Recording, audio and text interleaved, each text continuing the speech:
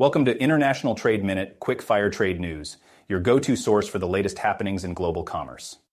Kickstarting this episode with insights into the world of international trade laws, disputes, and partnerships that shape the economic landscape. Stay with us as we delve into today's top stories, each offering a unique perspective on the policies, legal decisions, and trade dynamics that affect countries, businesses, and individuals alike. Whether it's a court ruling that sets a precedent or an unexpected trade route sparking controversy, we'll give you a concise analysis of what it all means for the world of international trade. In a recent and intriguing decision from the Court of International Trade, the legal classification of a seemingly mundane product, planners incorporated with calendars, has been put under the judiciary microscope, resulting in a verdict that stresses the significance of linguistic uniformity in international trade law. The goods in question, brought into dispute by importer Blue Sky, the color of imagination, encompass a variety of weekly and monthly planners that are capable of more than just date tracking. They allow for expansive note-taking, addressing, and even telephone number recording. Blue Sky contested that these items, because of their calendar pages, ought to be classified under the tariff code for calendars. However, Customs and Border Protection argued for a different classification, one that encompasses a broader range of paper goods. Surfacing at the heart of the matter was the need for cohesion between the English and French translations of the harmonized tariff schedule. Judge Jane Rastani made it clear that interpretations of this schedule should be consistent across its different linguistic versions, both of which hold equal weight as treaty texts. The court hinged its decision on the premise that terms used within the harmonized system must resonate with the common core language for trade. In doing so, the British and American definitions of relevant terms were considered, not excluding the French where relevant. Ultimately, the court ruled that these planners are better classified as diaries, aligning them within the harmonized tariff schedule's subheading for such items. Enveloping the judgment was a thoughtful interplay between different understandings of the term diaries and its French counterpart agendas, with both leaning towards an inclusive definition that captures the multifaceted nature of these planners. Beyond its immediate implications for Blue Sky and the associated tariff codes, the decision underscores a broader principle within international trade law, that the language we use within such codes must remain consistent and harmonized, transcending dialectal nuances to uphold a unified trade system. Disappointment, as expected, was voiced by Blue Sky's counsel, given the probable increase in import duties, a reminder that these classification decisions carry significant economic weight. These nuances, seemingly slight to the untrained eye, delineate the frontiers of cost and compliance for companies engaged in global commerce. In a noteworthy address, DHS Secretary Alejandro Mayorkas cast a critical spotlight on the de minimis rule during his speech at the National Council of Textile Organizations annual meeting.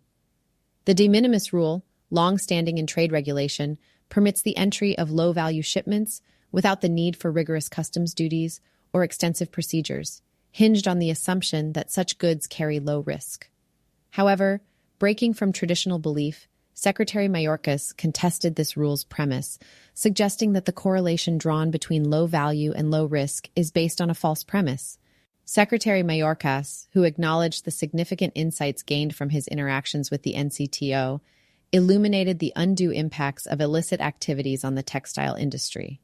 He underscored the Department of Homeland Security's dedication to upholding the law, not solely to bring offenders to justice, but also to ensure a fair and competitive marketplace for all industry players. This stance falls amid intensive lobbying efforts from NCTO, aimed at the executive branch and congressional representatives, to push for policy revisions, specifically the exclusion of textiles from de minimis eligibility. Following these advocacy campaigns, the House Select Committee on China urged the administration to consider the NCTO's propositions. Ted Murphy, from Sidley Austin, shed light on the prevailing climate, noting that the administration is indeed shaping its trade enforcement priorities, influenced by insights from Congress and industry stakeholders. He pointed out that apparel importers with trade agreements or those with Chinese content are expected to face intensified scrutiny under these evolving enforcement standards. Mayorkas's declarations go beyond mere rhetoric. They signify a decisive shift towards more stringent oversight in the textile sector and send a clear message to the industry. The perception of risk in trade is changing, And with it, so must the collective approach towards compliance and regulation. As we unravel these comments, it's clear that for those in the textile and apparel industry, times are changing, and the lens through which de minimis is viewed is undergoing a significant refocus.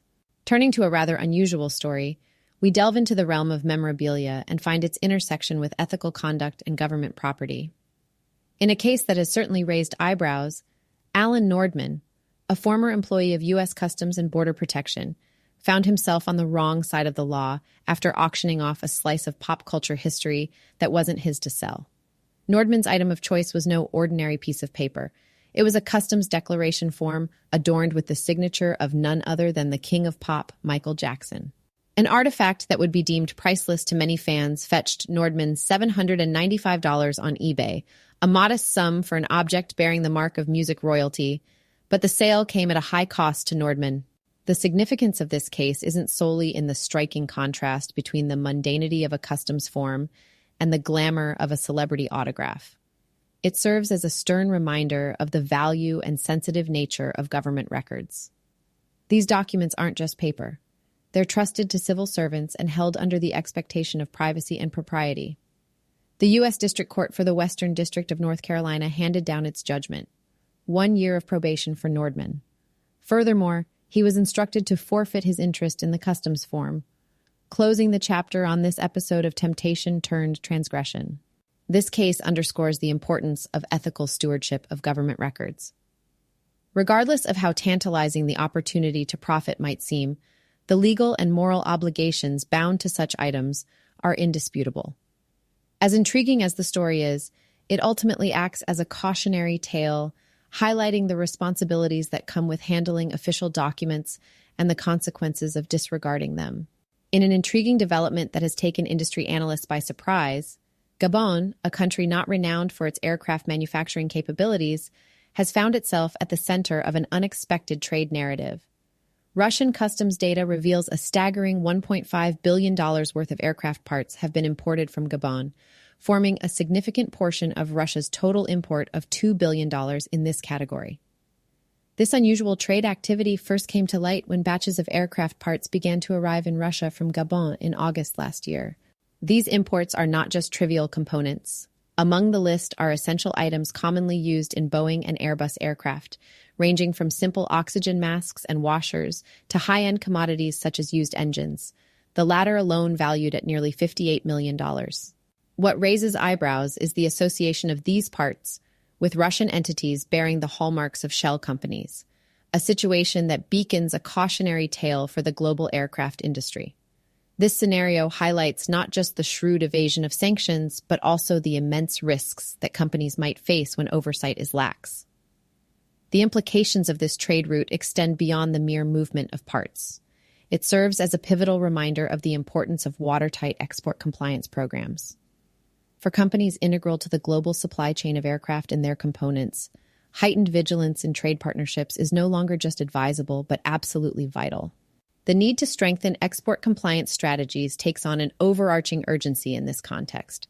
Firms must ensure their internal operations are fortified against underhanded tactics that threaten both their reputational and fiscal health.